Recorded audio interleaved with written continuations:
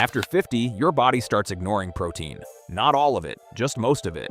You could eat a chicken breast, a handful of nuts, and some cottage cheese, and your muscles might respond like you ate nothing at all. This isn't about willpower or diet trends. It's called stubborn muscles, and it's the reason why eating 15 grams of protein is now a whisper your body can barely hear, while 30 grams is the shout it desperately needs to maintain muscle, strength, and independence. Today, I'm showing you exactly why 30 grams per meal is your non-negotiable threshold, and I'm giving you 3 one-pan recipes that hit that number without turning your kitchen into a disaster zone. No complicated prep, no exhaustion, just real food that works. Let's go. The science of the 30G rule. Here's what's happening inside your body right now. The leucine trigger. Learning to speak your body's language. Your muscles have a Foreman named mTOR. When you were younger, this Foreman was sharp, alert, responsive.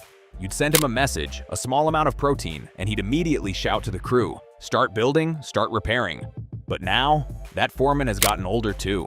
He's tired. His hearing isn't what it used to be. When you send him a quiet message, say 15 grams of protein, he doesn't even notice. He's sitting there with his back turned and your muscles stay idle. To get his attention now, you need to shout. You need to send a loud, clear signal he can't ignore. That signal is an amino acid called leucine, and you need about 2.5 to 2.8 grams of it per meal. Here's the translation.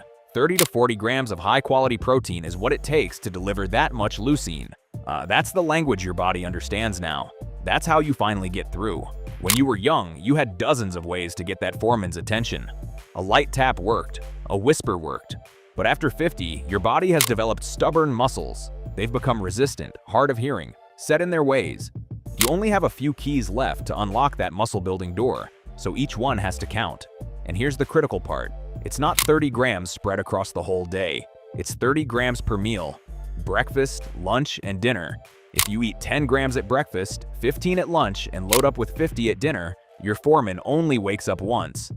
The rest of the day, your muscles are breaking down, not building up. You're losing the battle, debunking the myth, I'm less active. So I need less protein. This is the most dangerous myth in senior nutrition, and it needs to die today.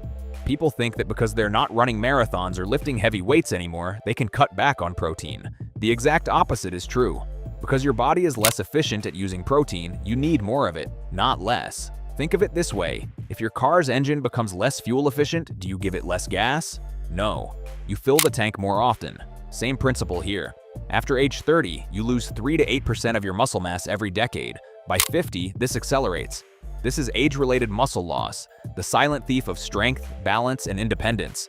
It affects 30% of people over 50. Over 80, more than half. Recent research from 2024 and 2025 confirms what we've been seeing in the field. Seniors with muscle loss need 1.2 to 1.5 grams of protein per kilogram of body weight daily. That's nearly double the outdated standard recommendation of 0.8 grams per kilogram. But here's the breakthrough. It's not just about total daily protein. It's about distribution. Studies show that spreading 25 to 30 grams of protein across breakfast, lunch, and dinner keeps your body in a muscle-building state all day long. This approach works better than any other eating pattern to combat muscle loss. Let's be clear about what muscle loss really means. It's not vanity. It's whether you can carry your own groceries, get out of a chair without assistance, walk upstairs, play with your grandchildren, live independently. The research shows muscle strength is directly tied to longevity. The weaker your muscles, the higher your risk of death from any cause. That's not scare tactics. That's biology. The good news? You can fight back, and the weapon is 30 grams of protein 3 times a day. The transition to practicality. I know what you're thinking right now. That sounds great in theory, but I'm tired. My back hurts. I don't want to spend an hour in the kitchen. I don't want 15 pots and pans to clean.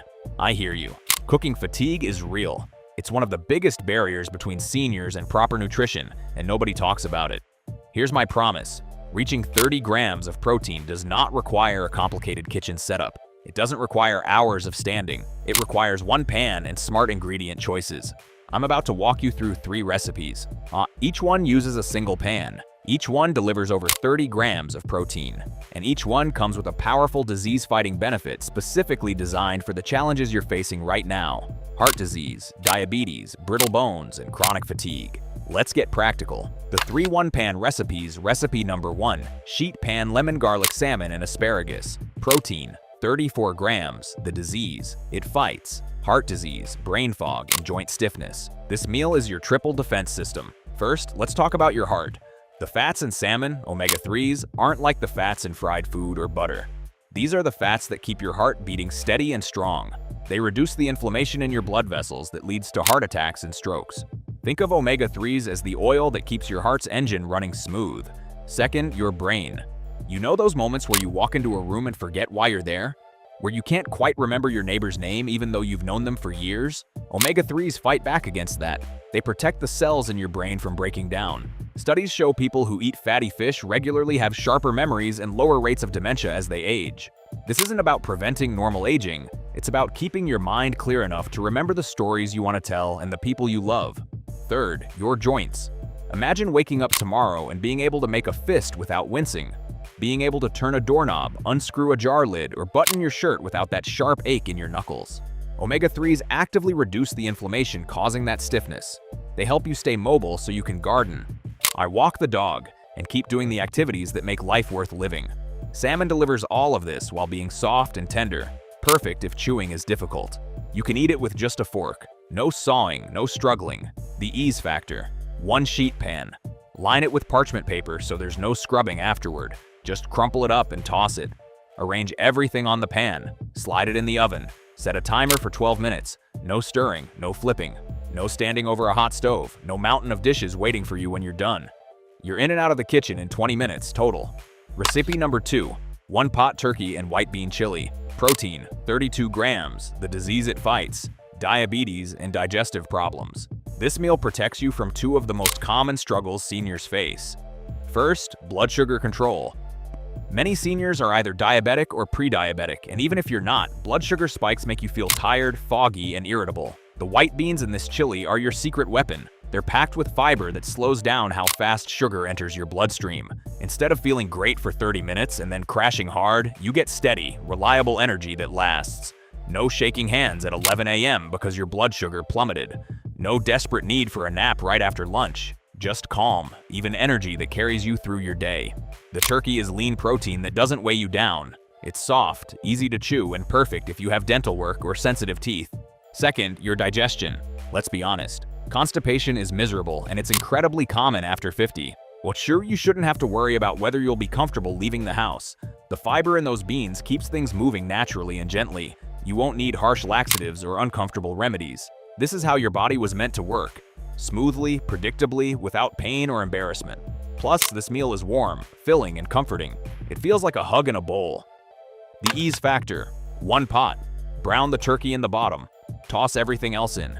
Put the lid on and let it simmer while you sit down. Put your feet up and rest for 20 minutes.